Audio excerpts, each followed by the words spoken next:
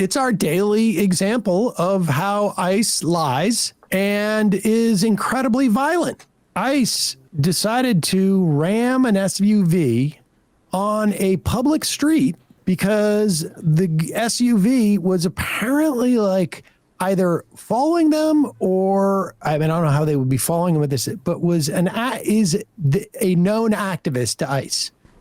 There is absolutely does not seem to be any guardrails on what ICE can do. Right now, I think there's like 4 or 5 lawsuits against ICE. We saw this clip of the old man, he's about 79 or 80, who owned a car wash. I think it was in LA.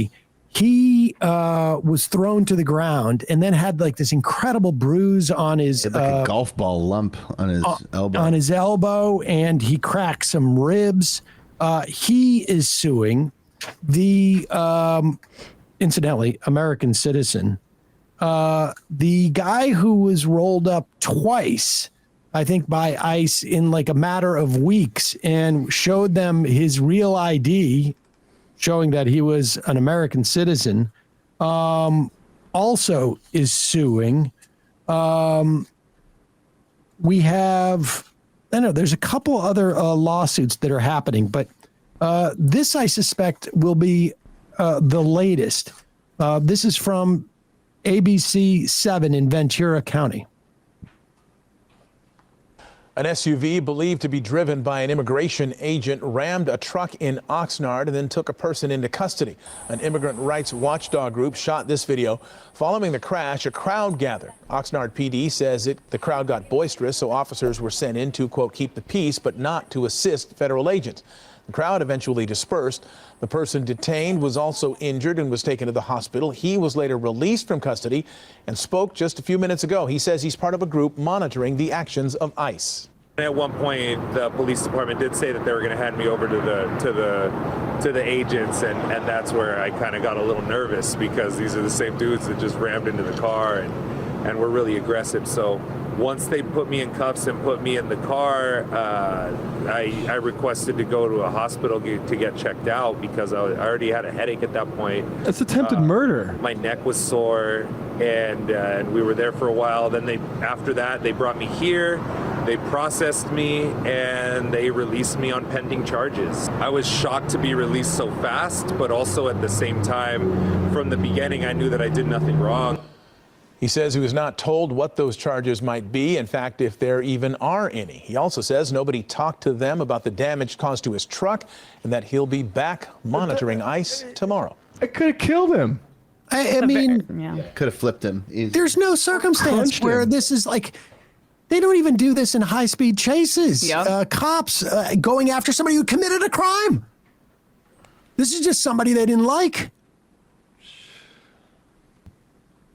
This is messed up.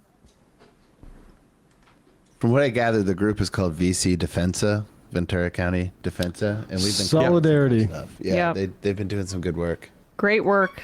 I mean, that's attempted murder. I don't know what else to call that. Like he or assault with a deadly weapon. He was trying to do a pit maneuver, right? But he crunched into the rear door. That's not where you do that. You could have very easily crunched into the driver door and killed that guy right in the driver's seat. It looks like a guy who watched pit maneuver videos on YouTube and then tried it in real life because none of these ICE agents have any freaking training. A good line. Training is like Fast and the Furious movies or whatever. Exactly. Yeah. Will Menaker pointed out a good line from Adam Johnson, which is that ICE agents are unemployable losers arresting other people with actual jobs. For weeks, all we've heard is how Trump's big, beautiful bill will cut Medicaid. But almost no one's reporting on a buried provision that would make Trump untouchable. Go to ground.news/majority to see how this bill would block judges from enforcing court orders unless you, the citizen, post a bond first. Highly credible sources warn most people can't actually afford to do this, and that's pretty obvious.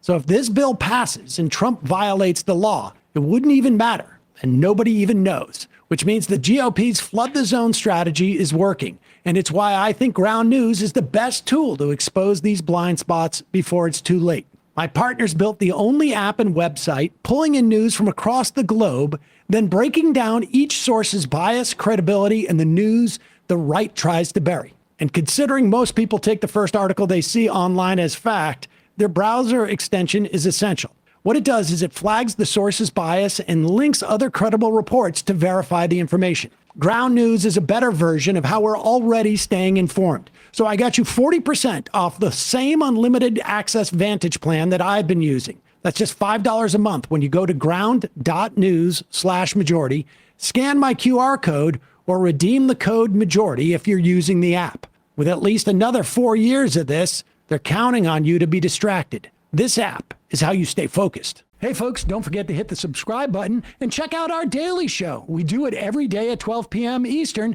for about 2.5 hours. We even take phone calls. You should check that out.